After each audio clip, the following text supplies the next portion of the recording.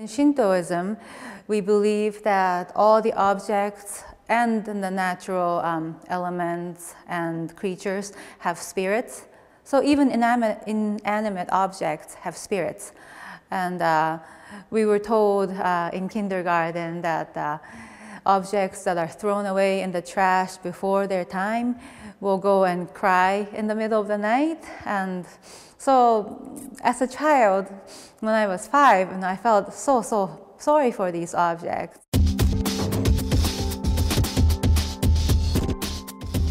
I collect all materials such as like the kitchen utensils like spatulas and spoons, or this is from like a CD rack. Very cheap coat hangers that I buy from the thrift store, like maybe $1 for 20 of them or something. These kinds of objects I collect from the thrift stores. Maybe I go about once a month, and right now I know what kind of shapes and forms that I need.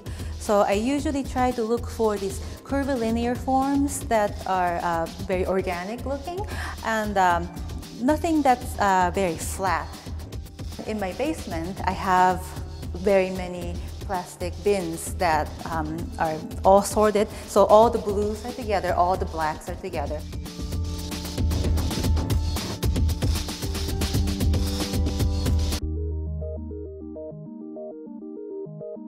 The second part of the process is making an armature. Now when you look at the penguin, you can see the metal mesh that goes through like this. And that's the structure that's underlying, that supports all the plastic parts together. I do a lot of research either on the internet or in the books.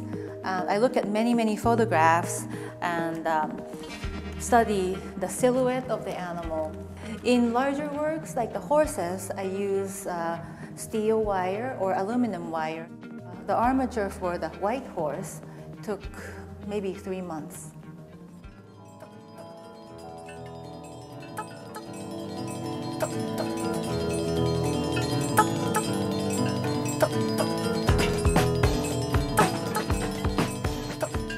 The final part is the part that I love the most.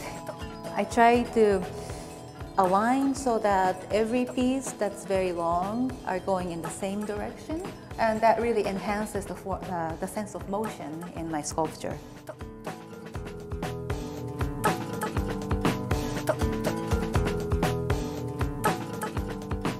Try very carefully to place each item, and then I step away, look at it, and then I come back and change things. Yes, I love doing that. I've always loved puzzles when I was a child. When two different things fit together very well, perfectly, it's such a joy.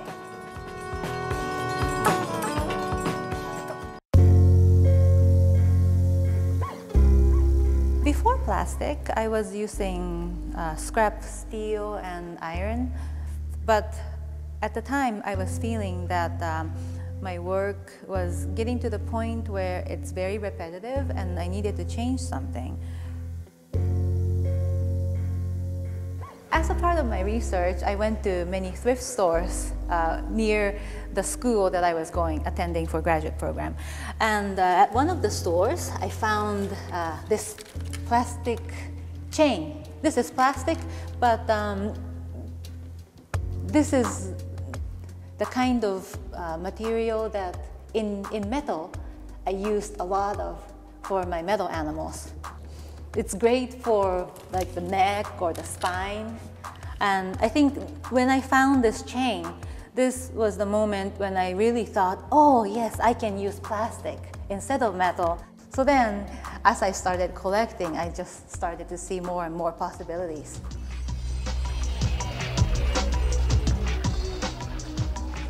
When I was working with 2 friends on a public art project in Ohio, we tried to get the community involved. And so in the newspaper, we advertised saying, please give us your plastic from your homes that you don't want anymore. And some people donated these more like maybe like wine glass, margarita glass. Since we already had a few of these, I started stacking them up in different ways, and they started to look almost like a string of beads, very pretty. And so I had this idea to make many, many strings of these kind of plastic stemware and bowls and plates. And then I got this opportunity to show a very long string of these objects.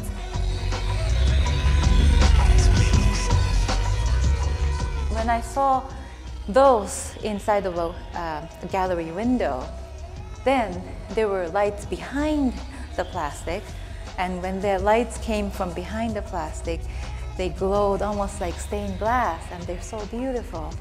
So then, it gave me an idea that, oh, I want lights inside of the plastic. And then something exciting happened.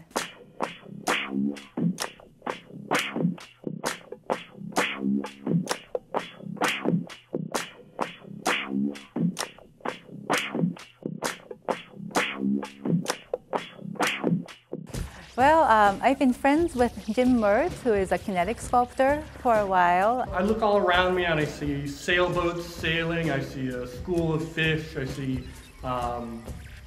construction site with cranes and things like that, and jazz musicians playing, and to me, they're all doing a dance. They're all moving together and doing a dance. So I see that dance and I say, what makes that move, those invisible connections? And so I'm looking at those invisible connections between things and trying to express that in the sculpture. And using math, like the Fibonacci series, to it's in nature and it's math that describes nature, and I try to find math and algorithms that describe the motion and let people see that. And then I had this idea, well, I already have this exhibition scheduled, and what if Jim could make something move for me? Yes! Ah. Each string rotate independently, and then they change the speed, go faster, go slower, maybe go in a different direction.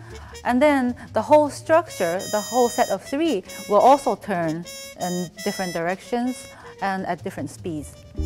The magic happens when I'm doing the computer programming.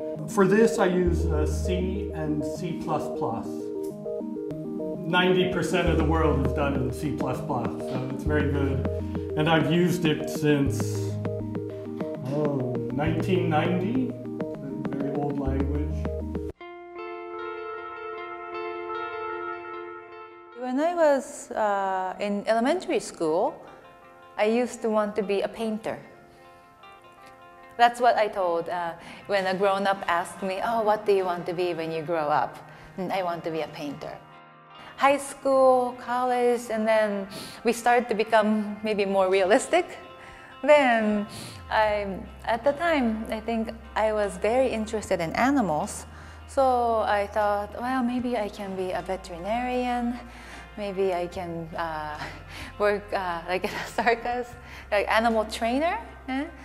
When I look at an animal, I think more about the joy of being alive, the movement, the freedom, and it's more like the fundamental level of existence. If we start to think of these kind of plastic as valuable, then we will treat these objects better, and we will think and find ways to dispose of them better. I think it all starts from us saying that, okay, this can be something valuable and good and beautiful. I want to convey the message about the environment in a fun and inspiring way, because when I'm given a negative incentive, when I'm told that if you don't do this, something terrible is going to happen, I'm going to be punished, then maybe I will go and still do something, but the very minimum of what's required of me. But if instead, if it's turned into a game, for instance, that I can really enjoy, or if there's a reason for me to want to do this instead of having to do it. I think also growing up in several different countries and having to adapt and make new groups of friends, I've acquired a very strong yearning for a place to belong to.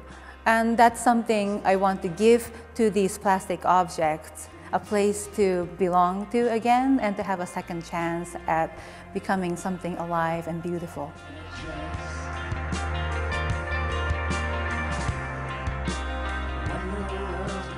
So if we think of God, and if God is our creator, then to these objects, we are like God because we created these.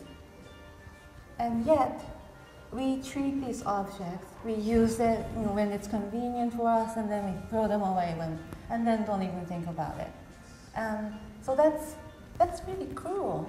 And I don't understand how we can ask our God to be kind to us when we are so cruel to these objects that we create.